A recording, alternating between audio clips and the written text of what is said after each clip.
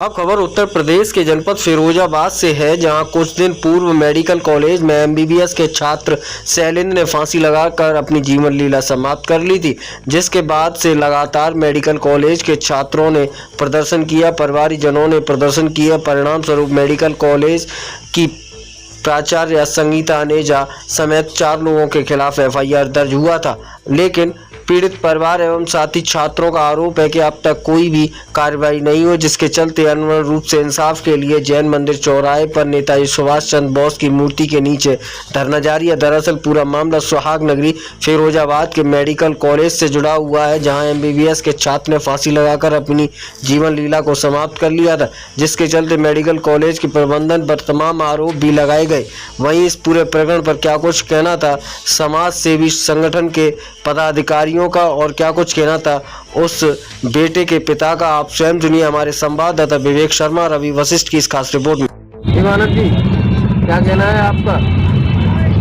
बड़े अफसोस के साथ मुझे ये आपके चैनल के माध्यम से कहना पड़ रहा है कि देश का एक होनहार बालक, जिसकी सेवाएं डॉक्टर बनने के बाद पूरे देश के लोगों को उसकी मिलती, देश में चिकित्सा का आज भी अभाव है, और ऐसी स्थिति में कॉलेज की प्राचार्य संगीता अनेजा एवं उनकी फैकल्टी के द्वारा जो उत्पीड़न किया गया, उस उत्पीड़न से तंग आकर शैलेंद्र सिंह की जो हत्या हुई है या आत्महत्या के लिए मजबूर हुआ है, इस प्रकरण की निष्पक्ष ईमानदारी से विवेचना कराने के लिए अभी तक स्थानीय पुलिस के द्वारा कोई कार्रवाई नहीं की गई है, और शासन स्तर पर भी संगीता अनेजा को अब तक निलंबित किया जाना चाहिए था, लेकिन वो निलंबित नहीं किया गया, उनके स्टाफ को निलंबित नहीं किया गया। यहाँ तक कि किसी प्रकार की आर्थिक सहायता भी पीड़ित परिवार के आंसू पहुँचने के लिए नहीं दी गई है। इससे ये प्रतीत होता है कि शासन की मंशा इस गरीब छात्र का, जो एक मजदूर का बेटा था, जो चूड़ी जुड़ाई करता था, उनका बेटा एमबीबीएस में अध्ययन कर रहा था, और उसकी हत्या के प्रकरण में या आत्महत्या के प्रकरण में अभी तक कोई कार्रवाई न करना बड़े दुख का विषय है। हमारे एक जनप्रतिनिधि पत्र लिखने का एक बहुत बड़ा ढोंग करते हैं, इनके लिए भी 3-3 पत्र लिखे, लेकिन कोई कार्रवाई अभी तक नहीं हुई। लेकिन वो पत्र, मुझे मेरी जानकारी के हिसाब से, उन्होंने वो शासन में पत्र दिए ही नहीं। यहाँ तक कि पीड़ित परिवार को वो ले गए, लेकिन कहीं भी अपने मुंह से उन्होंने नहीं कहा कि प्राचार्य संगीता अनेजा को यहाँ से हटा दिया जाए या उसको निलंबित किया जाए। ये आप कैसे कह सकते हैं कि उन्होंने पत्र वहाँ तक नहीं पहुँचा है? शासन को अभी हमारे शहर में, हमारे शहर के विद्वान अधिवक्ता दुबे जी की हत्या हुई, उस हत्या के प्रकरण में विधायक जी लखनऊ में मौजूद थे, और उन्होंने 30 लाख रुपए की आर्थिक सहायता के लिए पत्र लिखा।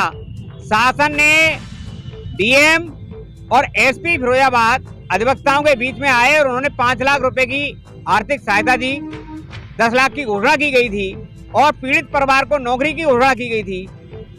अगर विधायक जी इसमें प्रकरण में पहल करते तो शायद इनको भी कुछ मिलता। उसमें जो कार्रवाई हुई है, ऐसा नहीं है कि उनको क्यों हो गया, ये पीड़ित के साथ जो अन्याय हुआ है उसको न्याय मिला, ये इसके लिए हम शासन का धन्यवाद ज्ञापित करते हैं। लेकिन इन पीड़ित के जो दूसरे परिवार है, जो शैलेंद्र के पिताजी हैं, इनको न्याय नहीं मिलना, ये बड़ा दुख का विषय है, और इसलिए आज हम धरने पर बैठे हुए हैं।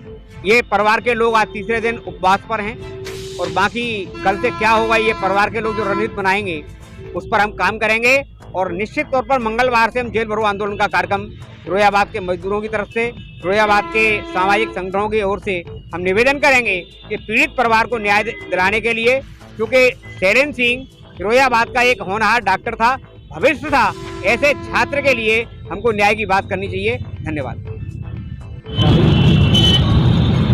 क्या नाम है सर आपका? उदय सिंह जी, आप धरने पर क्यों बैठे थे?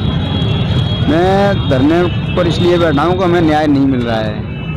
3 तारीख को मेरा बेटा एक्सपायर हुआ था, तब से लेकर के अभी तक इतने दिन हो गए, परंतु हम सभी के पास गए, डिप्टी सीएम साहब के पास भी हमको विधायक जी ले गए, उन्होंने लेटर भी लिखे, परंतु शायद मेरा मानना यह है कि वो फॉर्मेलिटी कर रहे हैं, दिखावा कर रहे हैं और कुछ नहीं कर रहे हैं। हमारे साथ भाजपा के लोग उस तरीके से लगे हुए हैं नहीं, क्योंकि हम लोग दलित हैं, और जिन लोगों के साथ भाजपा के लोग लगे हुए हैं उनको तुरंत न्याय मिल रहा है, जैसे भी है, गिरफ्तारियां हो रही हैं, सारे काम हो रहे हैं, परंतु हम दलित होने के कारण हमारे साथ न्याय नहीं हो रहा है। दूसरा, हम यहाँ के जो मुख्य अखबार हैं, प्रमुख अखबार हैं, उनको डेली बता रहे हैं कि हमारे साथ दलित होने के कारण न्याय नहीं हमें मिल रहा है, परंतु वो लोग एक भी ये चीज़ नहीं लिख रहे हैं कि हमको दलित होने के कारण न्याय नहीं मिल रहा है। पता नहीं कहाँ से क्या प्रेशर है, किसके ऊपर क्या प्रेशर है, मैं समझ नहीं पा रहा हूँ।